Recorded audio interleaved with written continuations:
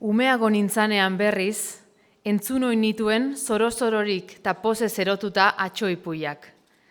Sinisten nituen egia handi batzuek bezala Peru eta Mariaren ipuin farragarri eta sustraigabeak. Entzunak entzunda ere aspertu ezin nintzan, eta pakerik ematen ez nien atxo gaixoai berriz eta berriz esateko halako ipuiak.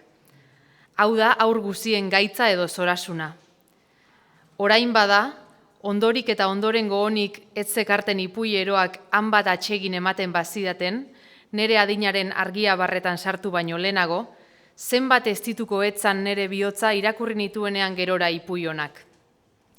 Lehenengoan entzuten nituen algaraz eta pozez aizeriaren asmo, gaiztakeria eta asko jakinak, bere berriketa eta jardunak. Baina azkenean, irakurririk ipuiaren aterakizun eta ondoren ederra, eta nekusanean oskol edo azal zatarra hausirik, barruan zegoen mamigozoa, oroitzen nintzan erle dontxuaz, zeinek lora ederrez diradenetatik ere atera oiduen eztia, eta egin gero erlauntzean abaraska edo abao, haurtxoen Espainiak gozatzen dituztenak. Deritzat entzuten nagoala mutiltxo, neskatxatxo eta nekazari askoren farra eta algara gozoak, irakurri edo aituaz ipui hauek. Ta nola geroenean isilduta harrituta bezala geldituko diran ipuiaren ondoren adigarriak ikusirik. Nork esan zezakean, esango dute, zertara jo behar zuten ipui farra eragitekoak.